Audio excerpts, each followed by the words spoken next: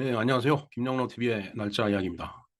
자, 오늘은 6월 4일이 되겠습니다. 자, 6월 4일 하면은 언뜻 떠오르는 게 저는 그 천안문 사태가 떠오릅니다. 천안문 사태가 뭐 세 차례 있었죠. 네. 이제 제일 마지막으로 그 이제 있었던 천안문 사태가 1980년대에 들어서 그 천안문 북경 베이징에 있는 그 천안문 앞에서 이제 그 사건이 있었죠. 그때 당시 탱크 앞에 이제 한 남자가 혼자 딱 버티고 서 있었던 그 사진이 아직도 뇌리에 생생합니다. 자, 뭐 그것은 남의 나라 일이었고요. 자, 6월 4일 하면은 우리나라에서는 글쎄요. 일단은 60년대 들어서 4.19가 일어났죠. 그리고 61년도에 이제 5.16이 이제 있었습니다. 그 1년 정도 그 되는 그 기간에 어, 그 제1공화국이라는 이승만 정권에서 이제 그 2공화국이 이제 탄생을 했죠. 그때 당시 대통령은 윤보선이었습니다. 하지만 윤보선 대통령은 이제 내각제 책임자였었기 때문에 이제 국정 주도로 이제 장면 총리가 있었죠. 예, 바로 오늘이 그 1966년 6월 4일 오늘 장면 총리가 이제 유명을 달리한 날이 되겠습니다. 음, 그래서 뭐 어찌됐든 그 격동기를 살다가 가신 분이고, 그다음에 더 극적인 그런 격동기에 이제 국정을 이제 담당을 했다가 5.16 그 군사혁명으로 인해서 이제 무너지죠. 그 짧은 기간 동안에 그 이제 있었던 일도 그렇고, 그분이 그 살아오면서 해왔던 일, 그리고 남긴 축적, 뭐 이런 것들이 음, 어떤 것이 있는지 한번 좀 살펴볼 필요가 있다라는 생각이 들어서 장면 총리에 대해서 한번 공부를 해보는 시간을 갖도록 하겠습니다. 네, 그러면은 그 장면 총리에 대해서 한번 그 알아보겠습니다. 뭐 간단하게 표현한다면 장면 그 총리는 본관은 옥산이네요. 옥산 장씨가 되겠습니다. 아호가 운석이고, 요즘은 뭐 이제 서로 호를 안 부르고 어느 때부턴가 정치인들이 영문 이니셜을 부르죠. DJ니, YS니, 뭐 JP니. JP를 제일 먼저 불렀던 것 같아요. 근데 그러다 보니까 그 무렵에 이제 회사에서도 밑에 직원들을 부를 때 뭐 저 같은 YR 뭐, 뭐 그렇게 영문 이니셜을 많이 불렀습니다. 뭐 요즘은 뭐 이제 그러진 않겠지만은 어, 근데 이제 이 당시만 하더라도 이제 그 정치인들이 서로 이제 호를 이제 불렀죠. 뭐 묘의 운석 뭐 이렇게 부르지 않았을까요? 그 정치인들끼리. 예, 장면 총리는 1899년 8월 28일 날 인천에서 태어났고, 1966년 6월 4일 날 이제 유명을 달리했습니다. 어, 67세.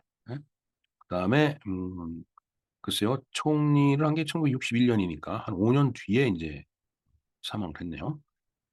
음, 글쎄 요즘 같으면 뭐 아주 이제 젊은 나이에 이제 죽은 거지만 저 때만 하더라도 60만 넘으면 이제 뭐 완전히 잔뜩 꼬부러진 할아버지 같은 그런 모습이었죠. 그만큼 이제 영양이 그 이제 충족되지 못했고, 이 의료 기술이 그렇게 발달되질 않았기 때문에 하여튼 그렇게 그 이제 지금보다는 이제 빨리 늙는 그런 그 이제 그런 시대였습니다. 자, 그 이제 예, 상세한 내용에 관해서 본관호는 뭐 앞에서 말씀드렸고, 1917년에 수원 고등 농림학교를 이제 나왔네요. 18, 뭐 요 무렵이 되겠습니다. 대체적으로 이제 고등학교 졸업할 나이죠. 그다음에 이제 1919년에 기독교 청년회 영어학교를 이제 2년 동안 또 이제 공부를 했네요. 영어학교를. 이제 그리고 나서 이제 6년 뒤인 1925년에 미국 맨하튼 카톨릭 대학 문과를 이제 졸업을 했네요. 그러니까 그 유학을 간 거죠. 글쎄요, 저 당시에 참 유학을 간다. 그거 참 쉬운 일 아니죠.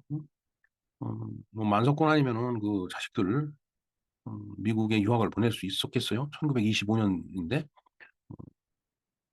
요즘 이렇게 그 이 시대의 어떤 획을 남기고 간 이런 인물들을 이렇게 쭉 보다 보면은 어, 그래도 대부분 그 유복한 가정에서 태어난 사람들이 많아요. 그래서 공부를 많이 한 사람들이 역시 큰 일을 뭐 했다라고 볼 수는 없습니다.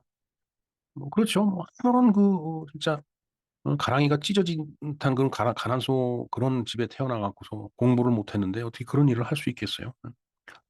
그래도 그 어떤 어 사회적인 어떤 그 위계 질서라고 그럴까? 그게 확 뒤집어진 게 개천에서 용납할 수 있었던 게 고시제도입니다, 사실은. 요즘은 고시제도도 없어졌죠. 예. 정말 왜 없앴는지 정말 이상야릇합니다.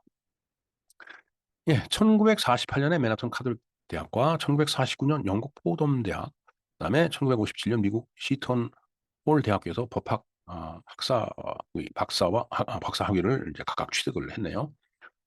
음, 그러니까 공부를 계속 한 겁니다. 미국, 그러니까 뭐 영어를 잘했죠. 예. 그러니까 그 이후에 가서 공부를 한 거네요. 일단은 미국 유학을 1925년에 마치고 귀국을 해서 천주교 평양교구 설정을 위한 재단 사업을 보면서 메리노 외방 전교회 신부들에게 한국어 풍습을 가르쳤다. 일단은 미국 유학을 했으니까 영어가 되겠죠. 영어가 되니까 이제 선교사들이 이제 영어를 이제 쓸 테니까 어, 같이 그 이제 일을 하면서 그 신부들에게 이제 우리 말과 풍습을 또 가르치는 일을 뭐 당연히 그렇게 하게 되겠죠. 네. 그다음에 1927년 평양 교구 설정과 함께 평양으로 이주하여 교회 일을 돌보았다. 그리고 1931년에 서울 동성상업고등학교 교장으로 취임을 했네요. 그다음에 1945년 8월 15일 해방이 될 때까지 교육자로 활동을 했습니다. 그러니까 31년부터 45년까지는 교육자로 활동을 한 거예요. 그러다가 해방이 된 이듬해인 1946년에 정계 투신을 해갖고 남조선 대한국민대표 민주위원, 남조선 과도입법위원 등을 지냈다. 46년이면 이제 정부가 수립되기 전이죠. 흔히 이제 해방공간이라고 이야기하는 미군 정식이 3년. 그때만 하더라도 국호가 정해져 있지 않기 때문에 이제 조선이라는 표현을 이제 썼죠. 국기는 태극기였습니다. 그때는 북한도 태극기를 썼어요. 그러다가 이제 어, 네, 남북이 이제 이렇게 분단이 되면서 이제 북한은 태극기를 바꿨고 국가도 바꿨고, 그다음에 우리는 태극기를 그대로 이제 쓰고 있지만 국호가 이제 조선이 아니라 이제 대한민국으로 바뀌었죠. 자, 그러면서 1948년 50선거를 통해서 지원국회의원에 당선이 됐어요. 그리고 같은 해 겨울 파리에서 열린 3차 국제연합 총회에 한국 수석 대표로 참석하여 대한민국이 국제적 승인을 얻는 데 크게 기여를 했다. 예. 우리나라가 국제적으로 그 유엔에서 승인을 받은 게 12월 달입니다. 1948년. 또 지난해에 한번 그 방송을 해 드렸는데, 예, 제가 나중에 그 주소를 찾아서 링크를 걸어 놓겠습니다. 그다음에 이어 대통령 특사로 교황청을 방문하기도 했다. 그리고 1949년 초대 주미대사로 부임해서 한미 관계 개선을 위해서 노력을 했다. 예. 예. 그래서 이제 6.25 사변이 이제 발생이 되죠. 그때 이제 미국 대사로서 그 유엔에 가서 이제 그 한국이 이렇게 공산주의자들로부터 침략을 받으니까 이제 도와달라라고 막 연설하고 이제 그런 장면을 제가 본 것 같아요. 그런 흑백 필름이 이제 있습니다. 네. 음, 그만큼 이제 공부도 했고 영어가 능통하니까 미국 사회에 들어가서 이제 우리나라를 이제 이렇게 대변을 해왔던 겁니다. 그래서 6.25 전쟁 때는 유엔과 미국의 지지를 얻어내는데 큰 활약을 했다. 그다음에 1951년 2대 국무총리로 발탁이 되었으나 이듬해 사임했다. 이게 바로 이제 1951년이니까 그때는 이제 6.25 전쟁 때네요.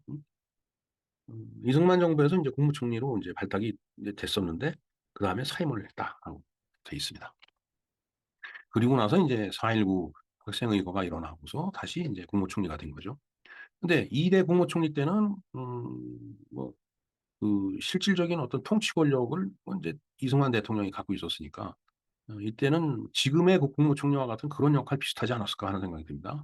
하지만 1960년에 그 임명되었던 그 국무총리 자리는 국가 통치의 실권을 가지고 있었던 그런 총리였죠. 자, 그 이후의 행적을 보겠습니다.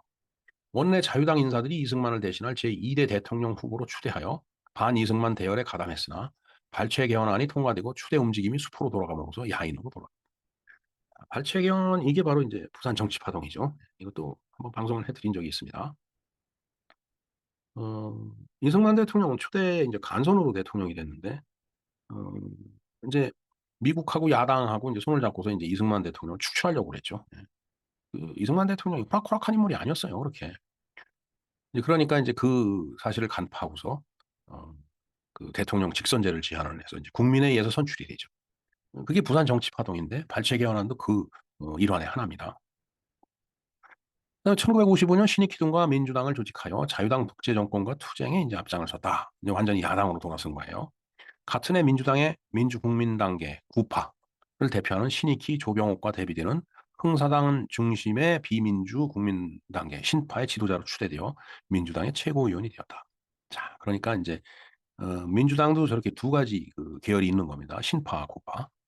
음, 좀 더 보기로 하죠. 1956년 부통령에 출마하여 당선되었고 동년 9월 민주당 전당대회에서 저격을 당했으나 경상을 입었다.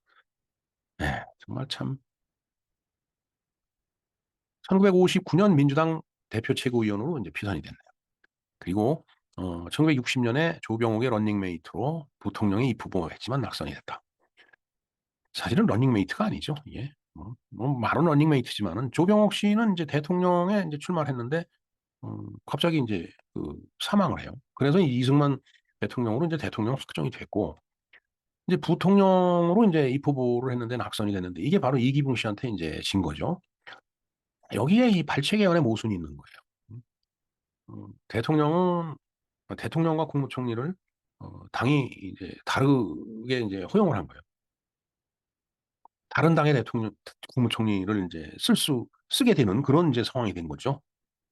그러니까 예를 들어 이승만 대통령이 그때 연로한 상태였기 때문에 만일 이승만 대통령한테 어떤 그 변고, 유고가 생기면은 정권이 자연스럽게 넘어가 버리는 거예요. 그러니까 이기붕 씨 입장에서 보면은 이제 뭐 이승만 대통령이 진짜 연로했기 때문에 한 번 더 대통령을 수행을 하고 나면 어떻게 될지 모르니까 그 중간에라도 그러니까 기를 쓰고 이제 자기네들이 당선되려고 했던 겁니다, 그게. 그래서 인제 3.15 부정선거도 인제 저지르고 인제 이랬던 거죠, 결국은. 이게 발췌개헌이 가져온 모순이 빚어낸 그 어떤 우리나라 정치계의 어떤 그 악영향이었다고 그럴까? 그렇게 봐야 되겠죠. 자, 그다음에 인제 1960년에 부통령이 이제 낙선이 인제 됐어요. 이제 그러면서 인제 4.19 인제 학생 의거, 혁명이라고 돼 있는데 저는 의거라고 표현합니다. 자유당 정권이 무너지고서 제5대 민의원을 거쳐서 내각 책임제 하에서 제2공화국의 국무총리로 선출이 됩니다. 그러니까 실질적인 국가 통치 능력을 갖는 그 내각제 국무총리예요. 지금 일본의 그 총리와 같은 그런 그 이제 역할을 하는 거죠.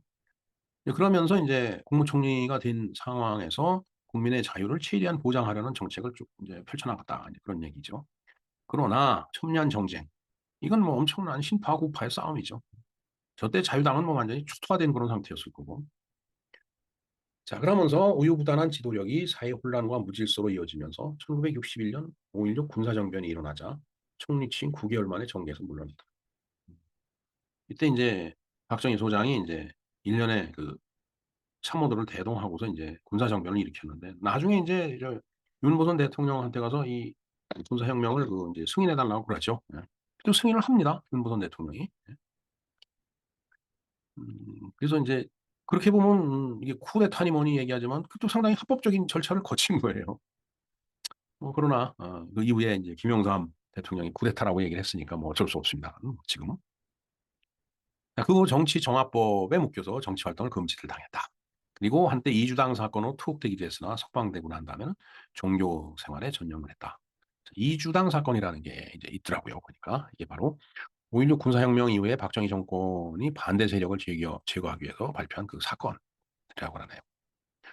뭐 사실 5.16 군사혁명을 일으켰지만은 음 그 내부도 여러 가지 그 계파가 있었겠죠.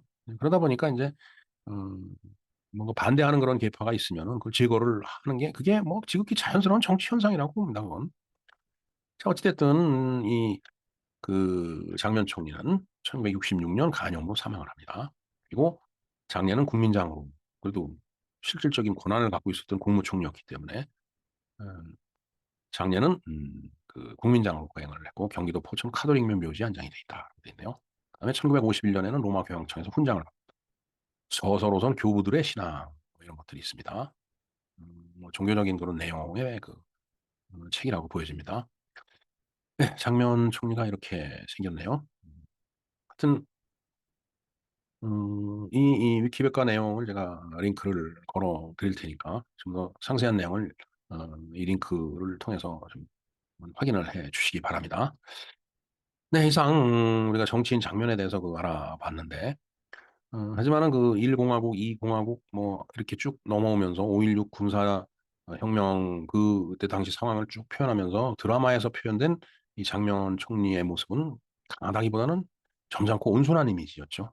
그러니까 그런 급변하는 그 시대에는 그렇게 적합한 인물은 아니었던 것 같다는 생각이 들고 실질적으로 9개월 만에 그 이제 자리를 내놓고 내려왔기 때문에 정말 격변하는 시대에는 이 점잖은 성격을 갖고 있는 사람들은 이렇게 정치가로서 적합하지가 않은 것 같아요.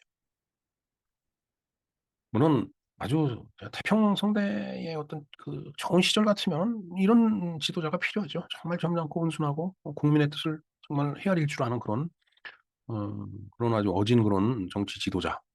그러나 1960 년대 이 무렵에는 그런 그 성격을 갖고서 정치를 수행하는 게 쉽지 않았던 그런 시대적인 상황이었다라고 밖에 말씀드릴 수가 없습니다. 네, 그리고 오늘은 모두에서도 말씀드렸지만 1989 년에 중국 베이징이죠. 천안문 사태가 있었던 날입니다. 그다음에 오늘이 또 무고한 어린이 희생자의 날이라고 하네요. 하여튼 그 관련된 그 영상은 제가 여기에 링크를 걸어 드리겠습니다. 그리고 내일은 또 망종이네요. 이 망자가 까끄라기 망입니다. 그러니까 볼이나 그 벼. 이게 보면 그 수염이 있죠. 벽시에도 보면 까끌까끌합니다 또. 그러니까 그러한 우리가 먹는 이제 곡식의 어떤 그 종자를 이제 파종하는 그런 그 이제 지금 어 절기다라고 이렇게 말씀을 드릴 수 있을 것 같습니다. 네, 이렇게 6월 4 일을 맞이해서 어 장면 총리에 대해서 알아보는 그런 시간을 가져봤습니다. 김영로 TV의 날짜 이야기였습니다. 감사합니다.